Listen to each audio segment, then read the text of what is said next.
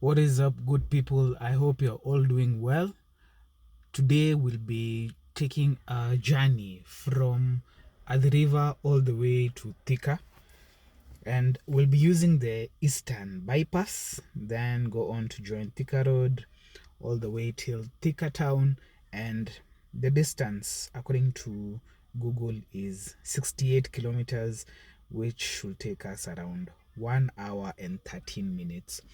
So without wasting any more time, let us head out and explore the Eastern bypass. Comparing the Eastern bypass to the Southern bypass, the Eastern one is a bit weird for me because I find that it's quite busy.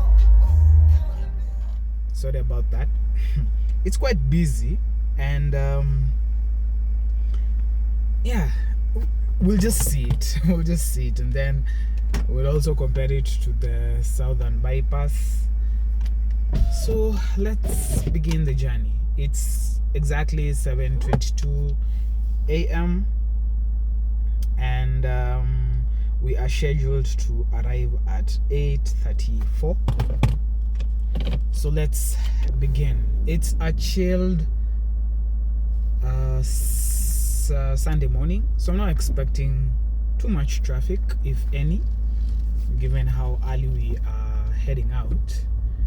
But let's see how the journey will be.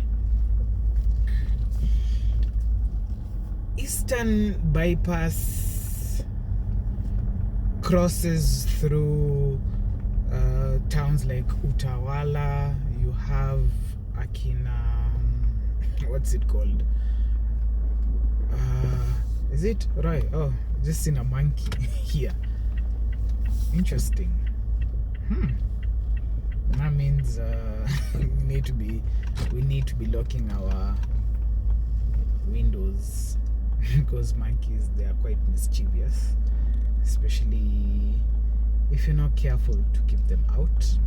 Here we just have our standard security check, which is something that I really like about this estate. At least it gives you that peace of mind that nothing is going to happen, especially since we have kids here.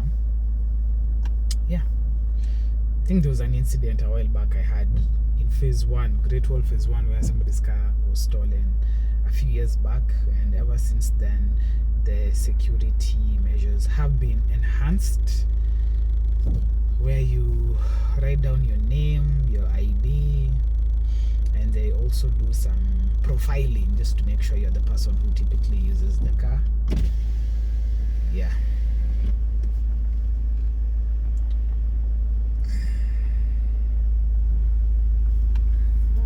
Yes. Good morning. Morning. 37 13 862 671 25 52 72 33. Thank you.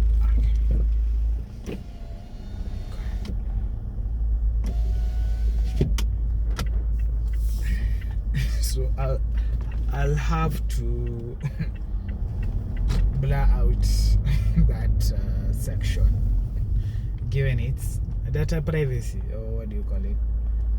But anyway, as you can see outside here, it's chilled. Not too many people outside.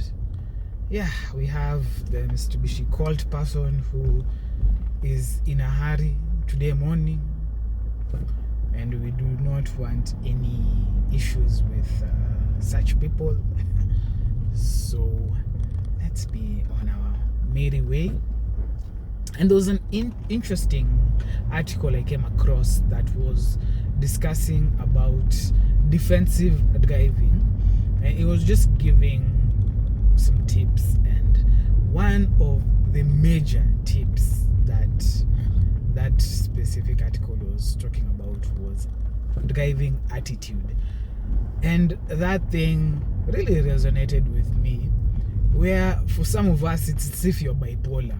If we were to meet you outside of your car, you're the friendliest, chillest person out there. But once you get behind the wheel, you just become this animal. There's also a cartoon that was done where this old cartoons where somebody is a respectable person, then the moment they get behind the wheel, they become Mr. Wheeler. Somebody who is just insane, to say the least. No consideration for pedestrians and fellow drivers, and they just basically think the whole road is theirs. And it really got me thinking, because in Kenya, majority of accidents are caused through human error, and that human error really manifests itself in our attitude. So if you have a very poor attitude when you're driving, an attitude of I can't give way, how can this person dare overtake me? And I've been guilty of that. That's why I'm saying this article really resonated with me, because yeah, I felt that you guys are talking too much to me, where you're like, "Aye, that Pro Box has overtaken me. How? And I have a 2.2 liter diesel engine. Aye, hell no." And you find yourself racing somebody who is maybe late, or they're just in the same frame of mind as you. But it's something as drivers we really have to think about. What's your attitude when you're driving? Are you that aggressive person who believes that the road is yours, everyone should make way, no one should be delaying you, you don't want to understand, you don't want to give people way, you're just a menace? Or are you your actual true nature, where you are a sober person, you're chilled, you're actually humble, and you give other people way? So the main story, or the main takeaway from that article was, be the same person who you are on a day-to-day basis when you get behind the wheel. And as much as possible, just try to give way, and don't be reckless or in a hurry. And it's easier said than done, because given our driving habits in Kenya and just how we're used to doing things, that thing of giving way, it's hard. I'm imagining this route of mine over there at Mlolongo, where somebody was overlapping, and then me, I've been patiently just following the slow traffic, and somebody just wants to cut me off. I leave way for you. Oh. But think of it this way: if an accident happens, your car gets scratched or damaged, even if there's insurance, that's time wasted. It's a lot of just unnecessary tension, unnecessary interactions with people, negative interactions, and it honestly doesn't help anyone. So I made a commitment to myself that I won't be that guy when I get behind that wheel, and I'll be as cautious and sober as possible, and I won't be bipolar. So the polite, the chill guy who I am on a day-to-day basis, when I get behind the wheel, I'll also ensure that I'm that guy. So are you that guy? It's just some food for thought. And if we all just take it down a notch, our road rage, the fact that we tend to be very inconsiderate, I believe if we take that a notch, it can really help in reducing road accidents and road fatalities. And also being gracious, giving people way. It's a tall task, to be honest, but it starts with yourself, and it starts with me. So that's what we're gonna do today. We're going to be chilled, and just take it slow. Here with matatus, they are the ones who typically test how gracious you can be. just given how annoying and irritating they are to deal with at times, and inconsiderate, to be honest. Matatus are known for being very inconsiderate. So yeah, it's just something that we have to live with, and you have to adjust accordingly so that you do not get involved in any accidents. So we're actually almost getting to 70,000 kilometers with the Axela. Remember guys, we got it at 50,000 kilometers, so that's almost 20,000 kilometers. Wow, so far so good. Haven't had any major issues with the car. Been really enjoying it. Yeah, I can't say, I don't have anything bad to say about those 20,000 kilometers, other than some incidences where the ground clearance has really been limiting. But other than that, it's honestly been a decent journey with the car, where I can't complain. It's served me quite well so far, and I've done service 4 times within 20,000 kilometers. So service is something that I do not mess around with, especially for this Skyactiv engines. I believe that they demand proper maintenance. They do not want to be neglected. Aside from that, I've been doing sufficiently long distances just to ensure the DPF has sufficient opportunity to regenerate itself. Yeah, it's honestly been a good experience with the car. I have nothing bad to say, other than just some small issues here and there. So yeah, enjoying it so far.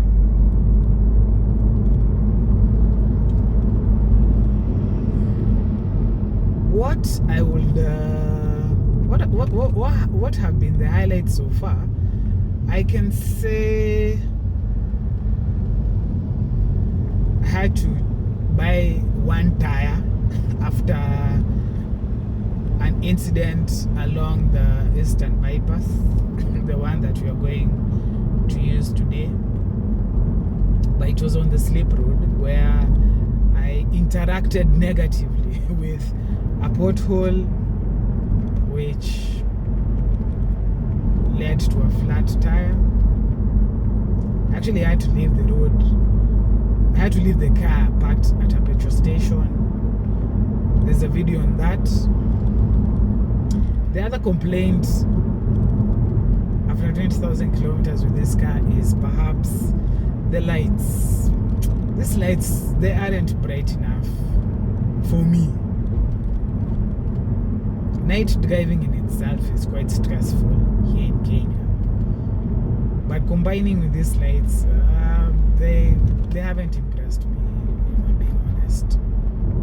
I wish they were a bit brighter. They're just sufficient. Nothing to write home about. Average, to say the least.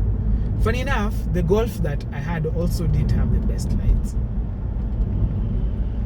So even all the cars I've owned, honestly, so far, I can say the lights, it's been a point of disappointment with majority of the vehicles that I've owned not having the best lights. But I also think that a lot of these new cars, they just have super bright lights. I'm telling you, if you interact with a Prado, you'll be like, bro, is it night and day? even when they just have this dim lights, hey, they're super bright. I think Prados are the cars I've interacted with that have the brightest lights.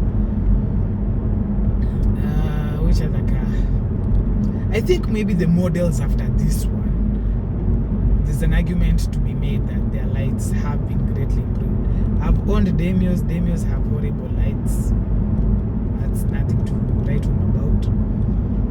And I know that aftermarket lights, it's a business that has been doing quite well here in Kenya, with a lot of people wanting to upgrade their lights, just given the limitations that we've experienced with the OEM lights. But it's also an issue of newer cars coming with super bright lights, which, yeah, they just make yours seem dim. Now the road is smooth today, given it's Sunday morning. Just have your matatus here and there, and I'm actually using cruise control. I've set it at 75 kilometers per hour, but we're not getting good consumption so far. But it's because the guy is doing a regen. I think once it's done with the regen, then our figures should improve. Let me look for some space to express myself in terms of, just having some clear space to just do 80. Today we're not speeding. We're just keeping it at 80 kilometers an hour.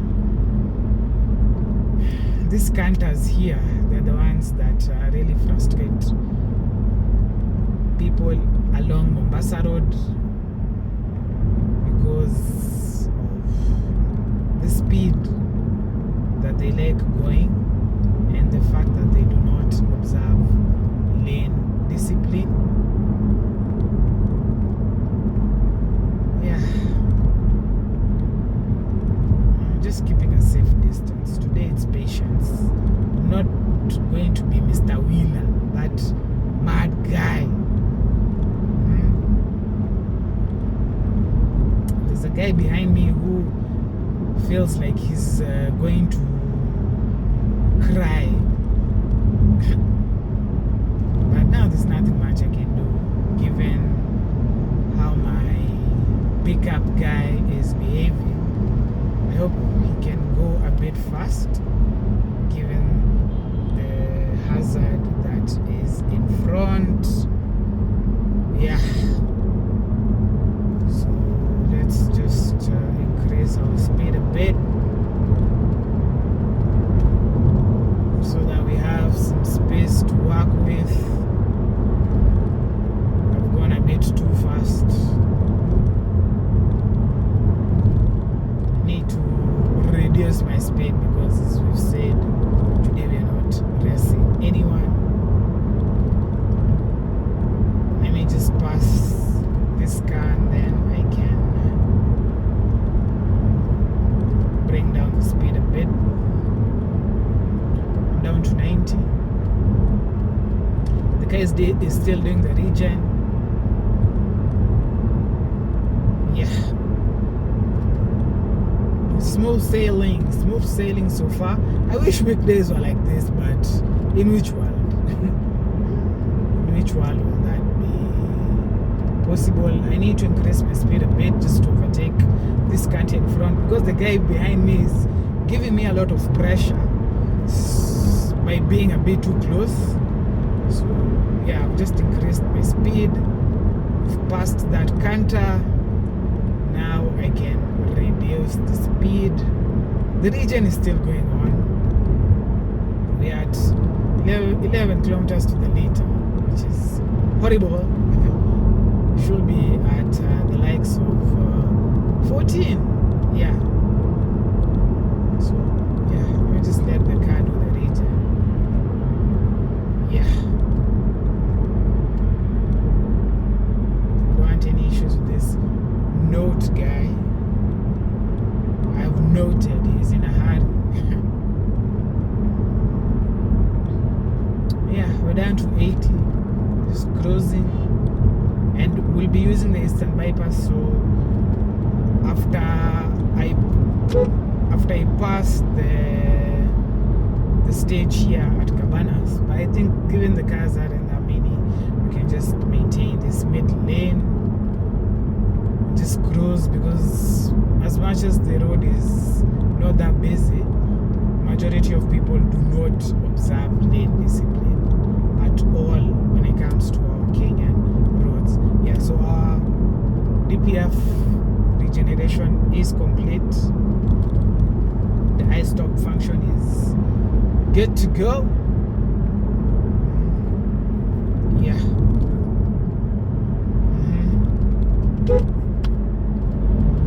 So do not want any issues with this bus car. Bus cars are quite comfortable. I've used this buses to travel to Uganda, and they have a very nice VIP section. Yeah. Here, you know, there's a bit of a rough patch on the road. So, yeah. Just go up slowly as we join the Eastern Bypass, and the fuel economy is improving slowly. We are up to 12. So that's another way of knowing if your car is doing the regen. Just check the fuel economy monitor, and if that light for the engine is on, that means the regen is not happening. If it's off, that is when the regen is happening and you can't access I-stop. Yeah. So this is the Eastern Bypass. You can see it's quite busy even from this section, given that we are nearing Islando, and Islando is a densely populated area of Nairobi. You can see all these flats here. This section is called Trinzami, and right across the road on the slip road is where I lost a tire to a pothole. And here we can do cruise control without any issue. We are actually at 75 kilometers per hour. Just cruising now. You can see how matatus love stopping in the middle of the road. Yeah, what can you say about that? This stretch tends to have crazy jam on weekdays that extends all the way to Mombasa Road till Utawala sometimes. I'm telling you, this jam is insane. And you might wonder why it's a dual road, but first, it's quite busy. A lot of people leave these sides, and aside from it being busy, you have your matatus, you have all these junctions or feeder roads that people tend to use. So yeah, that also does not help the case of Utawala. And this Kafida road, if you ever find yourself along this stretch, this is a black spot, to be honest. I remember when I was attending driving school while living in Donholm, my driving instructor used to bring me along this stretch, and quite a number of times he had to intervene because it's a very, you don't have that what do you call it? It doesn't have any allowance for joining. So it's an immediate junction where once you put your head in, you're on the road. So remember that time when we were just about to put our head in is when, yeah. So this is two bad drivers of holiday cars. I don't know if they're saying hello to each other. So this guy was just overtaking me and comes and slows down in front of me. But yeah, lazima watu wasalimiane. Salamu lazima. Hallelujah. Then now he speeds off as if nothing happened. But we are the gracious drivers nowadays, and we do not want any smoke with anyone or any negative interaction. So we proceed. So that jam from Mombasa Road can stretch all the way to this roundabout. Now this roundabout is a very problematic one. It's also another black spot where people tend to not be very cautious. And sometimes I hear even this stretch all the way to Utawala, you can find jams. The boys in blue are there, hard at work. Yeah, we do not want any interactions with them today. It's a chilled Sunday, man. So you can imagine if you're going to Utawala during rush hour and the jam is stretching all the way to Utawala. It's crazy. And even when you get to Utawala itself, there's also a lot of jam there. So traffic is something that wastes a lot of time.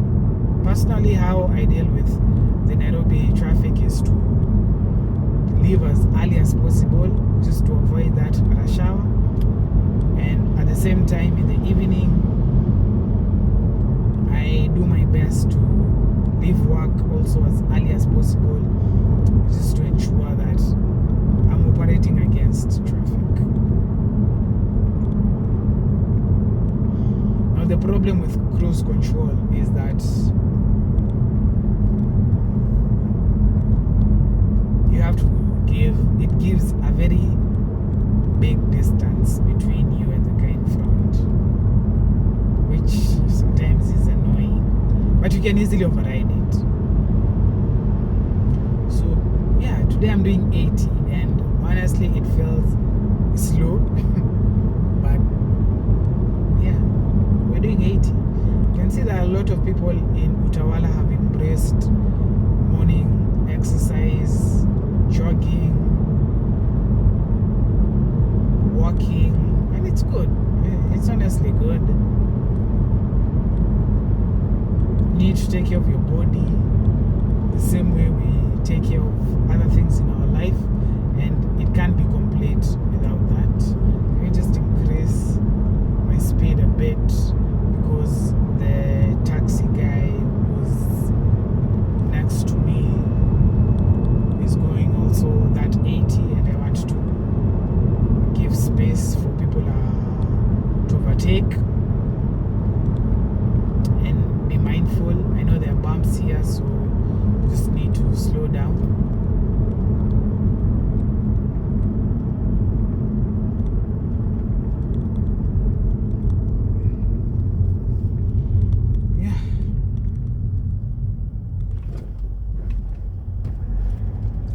That bump, it demands you to slow down a bit.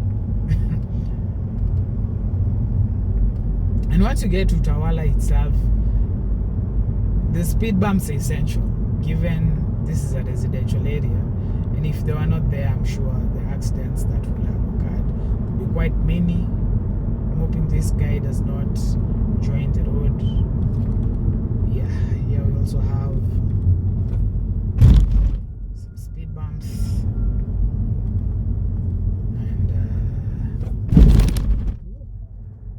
Were quite vicious. We are up to 15 kilometers per liter for the fuel consumption. And I was wondering, Hey, Kwani, how awful is my consumption today? But yeah, the DPF needs to do its work. Just have to join this other lane because of Matatus here. We have this pickup in front of us that is carrying people, and I'm sure the driver wants to be as gentle as possible. Yeah, that bump was also quite vicious, man.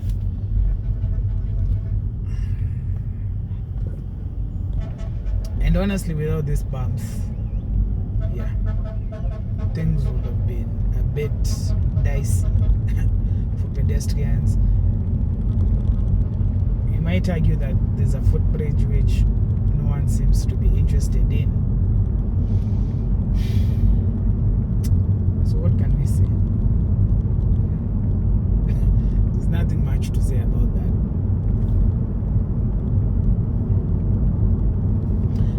It's just one of those cultural things that we cannot explain here in Kenya.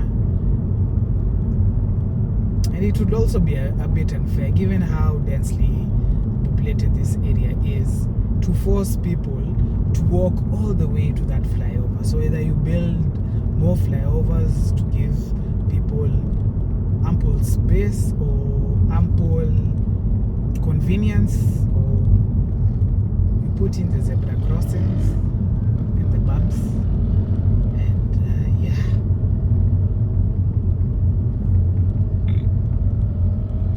We just operate in the best way possible.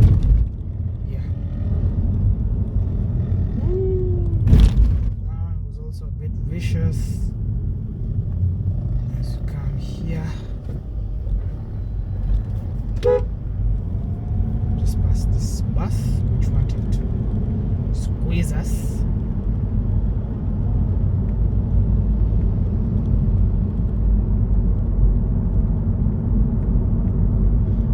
And yeah, I think when you're in a residential area, the speed should be 50 kilometers per hour. It's just the fact that Utawala is quite big. This estate has grown, bro. I remember coming here a few years ago to visit a friend of mine. This place has quadrupled in size, to say the least.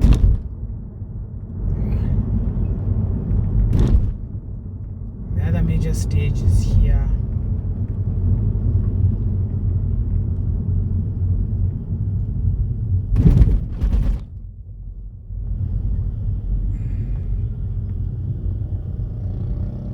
At St. John's or at Quickmart. I think there are two Quickmarts here. So if you have two supermarkets in the same area, bro, you know how big that place is. But we are almost done with Utawala.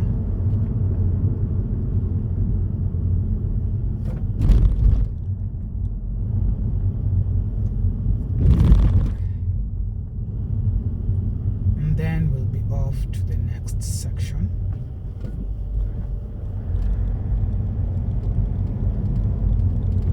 And slowly by slowly our consumption is improving. We're at 15.5. It's currently 7:55 in the AM. We've covered 28 kilometers, and it's been enjoyable so far, given how few or how light the traffic is. I honestly enjoyed driving when the road is clear. You can just cruise, and also when a lot of people are on the road, that is when accidents tend to happen. But also, funny enough, on this isolated times, let's say a random Sunday morning and the likes, if you're not careful, accidents also happen, and they're the weirdest types of accidents, because either somebody's blatantly not following road rules and they're just being careless. So even when the road seems safest, that's when you need to be the most alert and vigilant. Especially when I see public service vehicles near me, and these Ubers are included in that list. They are quite carelessly driven nowadays, and in a lot of circumstances you find that the driver isn't concentrating. So you find the driver is busy either on their phone or just doing other things as opposed to driving. So whenever I see them near me nowadays, I'm as cautious as I would be if a matatu was near me and that guy was on the phone. So yeah, just have to be super cautious when it comes to those people. Also want to overtake this canter, because being behind this vehicle you'll have zero visibility, and we're all about visibility. You need to be able to see the road ahead of me, and there's a guy who is tailgating me. Yeah.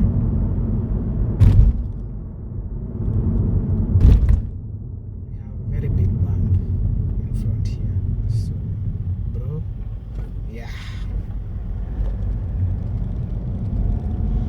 So let me just overtake that canter or this tuk-tuk in front of me. Once I overtake it, I'll go to the left lane, let the guy behind me have the road to himself, because today is a polite day. So let me just indicate that I'm moving over so that he can do whatever it is that he wants to do, and we can proceed with cruising. So today we're not being Mr. Wheeler, the bipolar guy. We're just being the typical Dan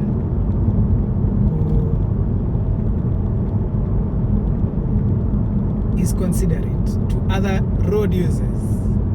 Yeah.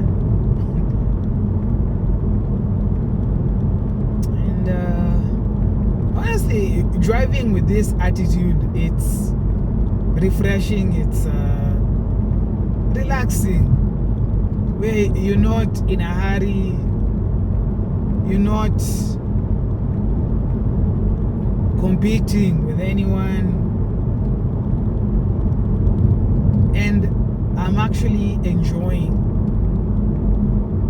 the drive itself and the journey itself without having to be unnecessarily anxious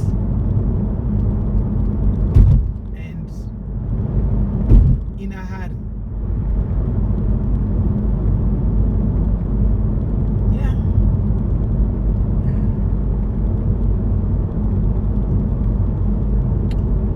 So what I was telling you guys about the Eastern Bypass, comparing it to the Southern Bypass, the Eastern Bypass is congested.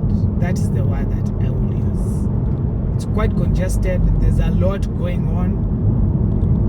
Even in Southern Bypass, do we even have matatus? Very few matatus use the Southern Bypass. Comparing that to the Eastern Bypass, the Eastern Bypass is super busy. And there's a lot of activities going on, meaning you have to be extra vigilant, and it's also not continuous.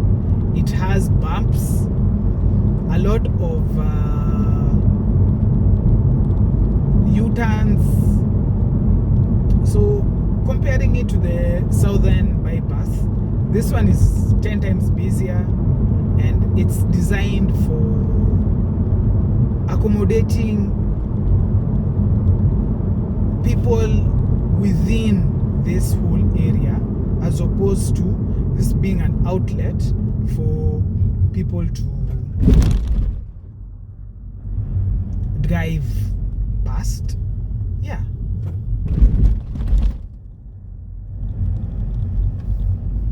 We even have roundabouts, which is something you won't see when you're using the southern bypass. So I'd say the southern bypass lives up to its name of literally just being a bypass that was designed for those trucks to use so that they can avoid Nairobi. Whereas the southern one, whereas this eastern one, it's more commercialized. Yeah. It's designed to allow businesses to thrive. It's designed to allow people to move easily, even with those roundabouts, and it's a lot busier compared to the southern bypass. So even the people who love racing, eastern bypass isn't practical. Southern is the best. Northern is more or less the same as the eastern bypass, given that it's in a more densely populated area. Because at northern there are some huge bumps that you'll see. We'll do a drive along the northern bypass one of these fine days. But yeah, here when using the eastern bypass, it's all about being chilled. Speeding isn't recommended, and haraka haina baraka kwa hii barabara. You can see other people jogging, walking, so it's quite good to see people being psyched up to take care of their bodies. There was a stone there. And if somebody didn't see that stone, yeah, that can easily cause a very bad accident. So let's go back to this side of the road, the left lane, because we're not overtaking. And as you can see, as we head out, or as we're approaching Akina Kamaki's, still we have a lot of U-turns here. Hey, southern bypass, bro. If you join from Airtel, the first U-turn or turning opportunities all the way up to Langata. Yeah. But here, at least you have opportunities to make a U-turn. There are a lot of businesses along the side of the road. Now we've gotten to Kamaki's, which is also another very busy town. And yeah, here we are met with our fast, slow moving traffic from the trucks that are gently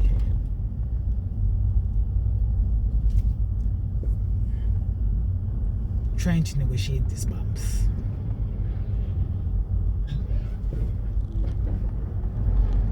Yeah.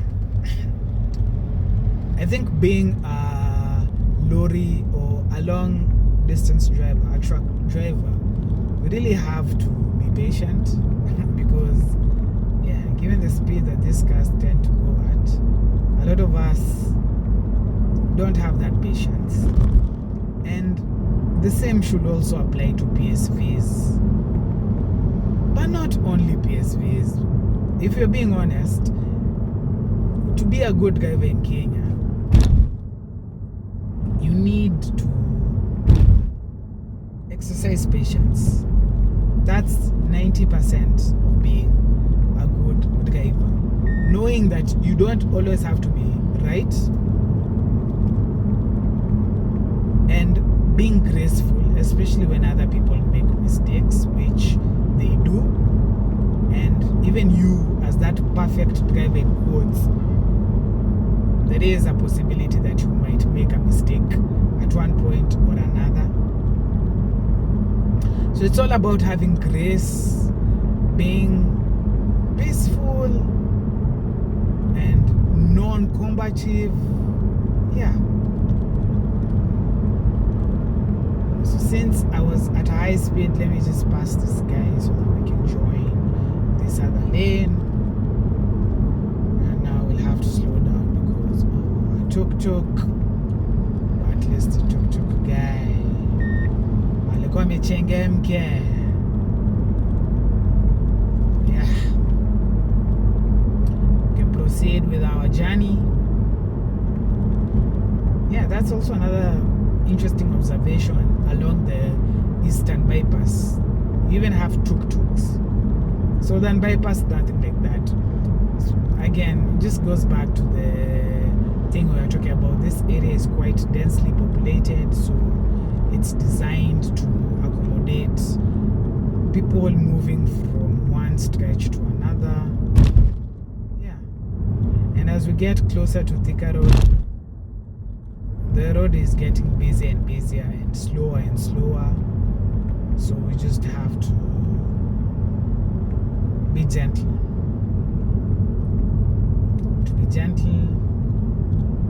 Especially with these commercial vehicles. Wherever you see commercial vehicles, that demands an extra level of care.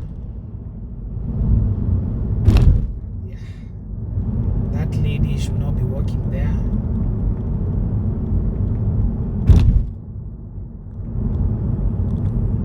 Here there's a lot of life compared to the Southern Bypass. But again, the Southern Bypass has the Nairobi National Park, so that's why it doesn't have all this life. Perhaps if that park were not there, it would be another story. But as you said, why should that be? That park should not be removed. It's iconic. It gives Nairobi a very special status, not only globally, or rather not only regionally but globally. So it's an iconic park, the only park next to or within a city. Yeah. So we can't remove that park. It's part of our Nairobi heritage. And now we've gotten to Thika Road. Excuse me. Where we have a roundabout. And typically on this roundabout, there tends to be traffic. So we'll just go slowly because as the Google, the lady who works for Google, or the Google voice, will tell us, take the third exit. And this is also a matatu stage. So anyway, I'm saying a matatu stage, I'm being super cautious because of not only the matatus but also people. And yeah, I can say this is the least what do you call it, busy that this route I've ever seen it.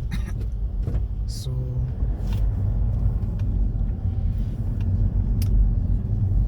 let's just take our third exit. So going straight, you'll join the Northern Bypass, but we are heading towards Thika, so let's just exit here. And this stretch is also usually very tricky because of matatus. So here it's just going slowly.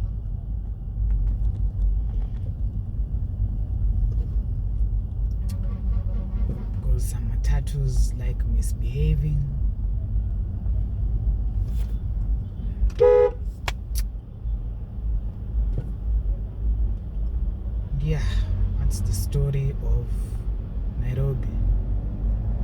Misbehaving matatus.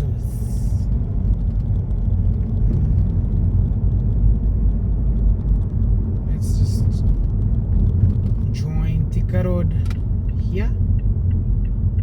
There's some bumps here ahead, so just have to go easy. At least the road is not that busy. Let me go to the last lane.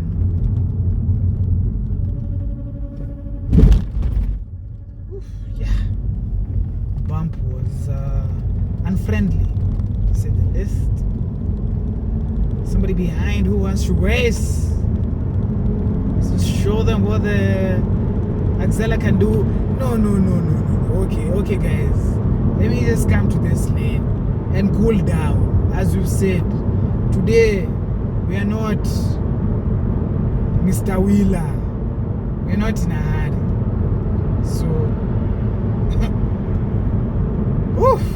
I'm telling you guys, man, it's a work in progress. So bear with me.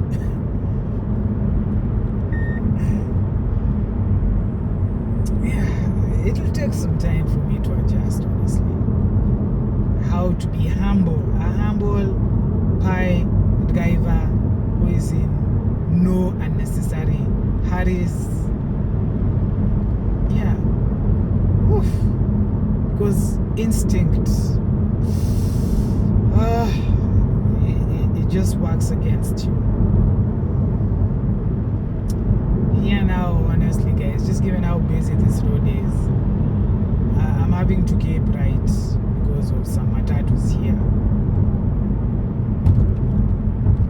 But yeah, let me go to the middle lane, just pass these matatus, and once the road is clear,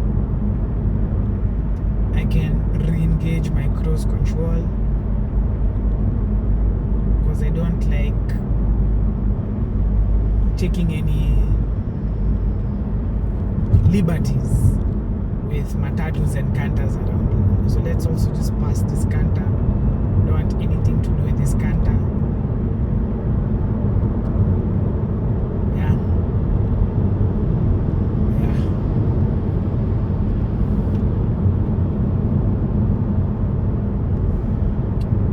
My speed to 85. Here we need to go a bit faster. 80 is a bit low, so let's just work with 85 and continue cruising.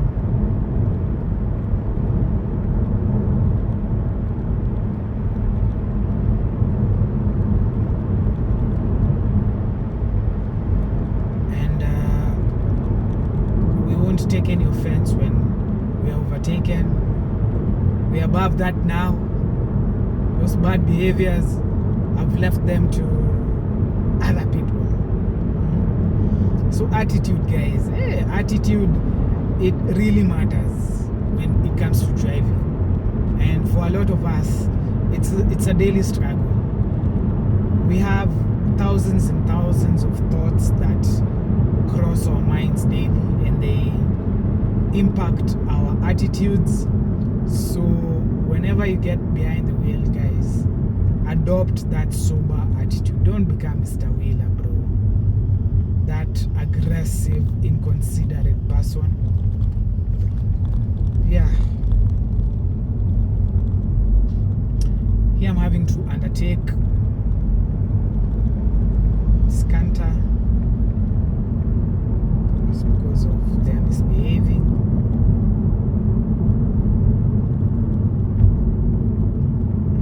These bumps are a bit aggressive, so slow it down a bit.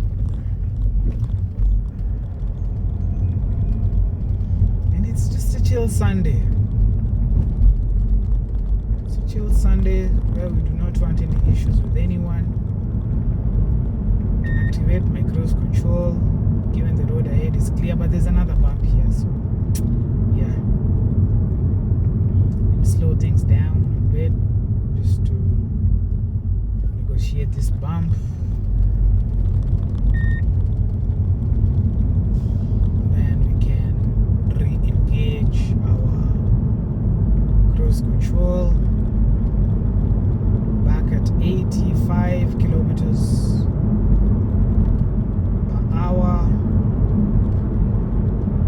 believe the speed limit for Thika Road should be 100 or 110.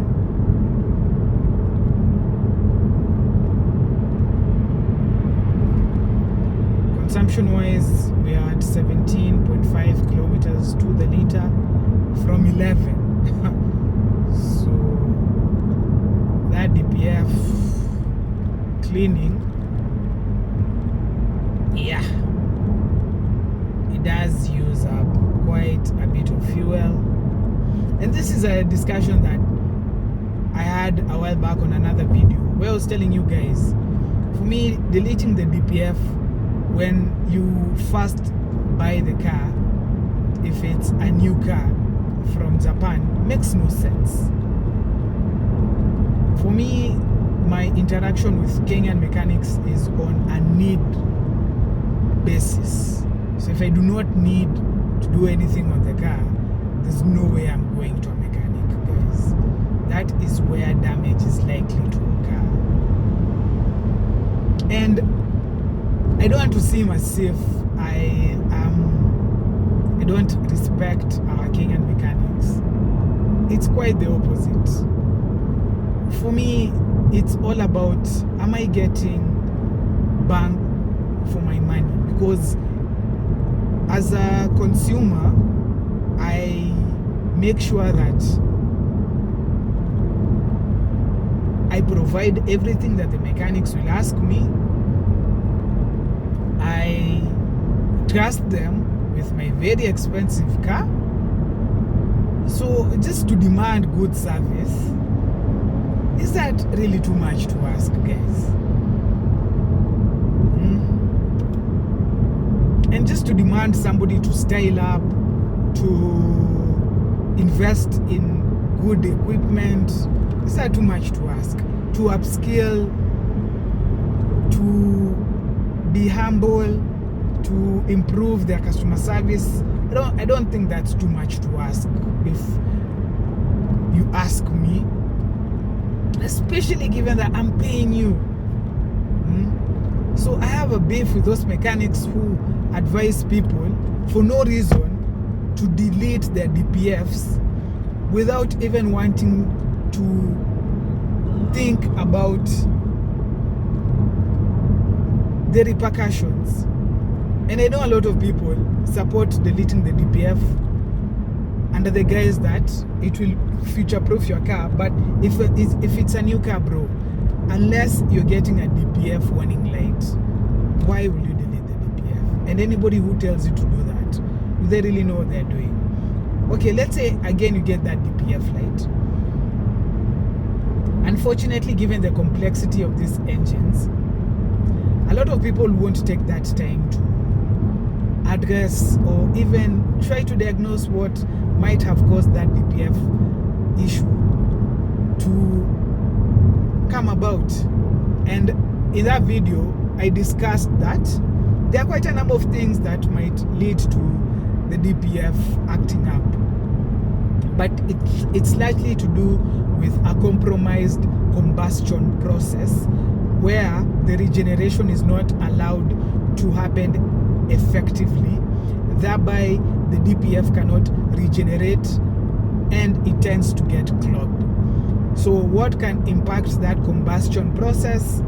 You have your carbon buildup, you have the injector washers acting up, you can have worn out camshaft issues. So without wanting or without seeking to address those challenges and just advising somebody to proceed with a DPF delete, I feel it's very unfair. It's very unfair. And yes, it might provide a temporary solution, but if that person's engine has carbon buildup and you've just deleted the DPF, how have you helped them? Or if the injector washers are worn out and they are blowing out, how have you helped them by deleting the DPF? So these are just the questions that I wish the mechanics would ask. I wish the mechanics would be a bit honest where they lack that knowledge, and we can work together. If a mechanic were to tell you that, hey, you guy, I'm suspecting this thing, but to be honest, I'm not sure. So either we can get a third opinion, or rather a second opinion, or a third party to come in and assist to diagnose. Why don't you want to do that? Instead, you just want to say, no, these guys, the DPFs are bad, so delete the DPF and move on with your life. I don't think that's fair to us as drivers, and our mechanics should be doing better. And I've also seen some people trying to push DPF cleaners. And the reason why, for me, I do not like DPF cleaners is because I believe the way these cars were designed, they were not designed to need you to do or to use DPF cleaners. And if they were designed like that, then the manufacturer would have clearly stated, and there would have been even a Mazda logo or a Mazda manufactured DPF cleaner. So for me, those ones are a bit of gimmicks, and I really don't trust them, because my belief is the way these cars have been designed, they should be able to comfortably do the region without needing any assistance. And that also goes for this forced DPF regeneration. I remember there's a garage that I was going to, and that garage, as part of their standard service, they are offering DPF forced regeneration as part of the service. And to me, that just doesn't sit right with me, because why would you need to force the car to do a DPF regeneration? Is there an underlying issue? If there's no underlying issue and the car is able to clean itself, why should you do a forced regen? If I'm having DPF warning lights and other things, that's a whole different story. But if I'm not having those lights, if I'm not having any issues with the car, why would we do a DPF forced regen? So I find that our mechanics have been trained in old school thinking, as opposed to staying progressive and just trying to perfect their art by asking those difficult questions as to why that component called the DPF has been a source of so many complaints. And don't get me wrong, I do understand for some cases that DPF, especially if you're the second or third owner of that car, the previous owner might not have taken the appropriate care. There might be some cases of negligence, and you might find yourself with a DPF that is completely clogged where you can't do anything. I understand that. But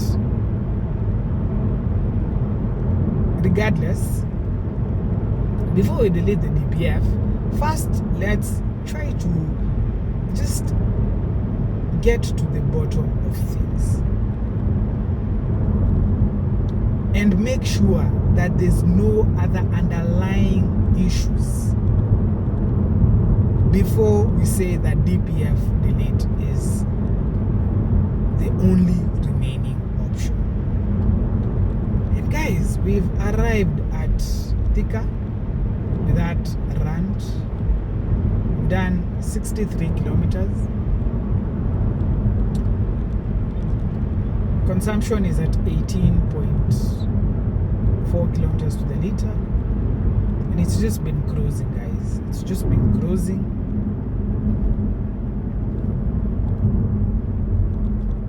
We could have gotten here much faster with the old me, the old Mr. Wheel, but now the disciplined me is taking a different approach to driving. Arrived safely without compromising any of our beliefs and staying true to who we are, even when we are not behind the wheel. So just be consistent. If you're an a-hole in real life, please maintain that also when you're driving. But if you're a decent human being in real life, then there's no need for you to overspeed. There's no need to be inconsiderate. Just be your authentic self, regardless of wherever you are.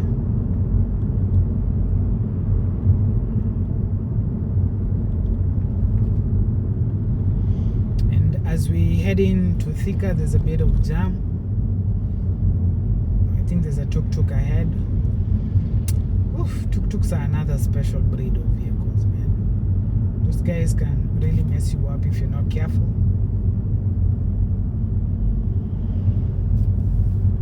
Especially on this road, if you go straight towards Makongeni.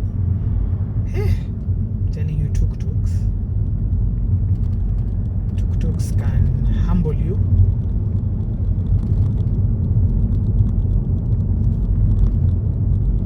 And it's just refreshing to enjoy the road when it's not that congested. And I was a bit too close to that car. Need to give allowance. Tailgating is also one of the surest ways to get an accident. And yeah, I'm branching off to Thika Town. So how would I rate the journey? Out of 10,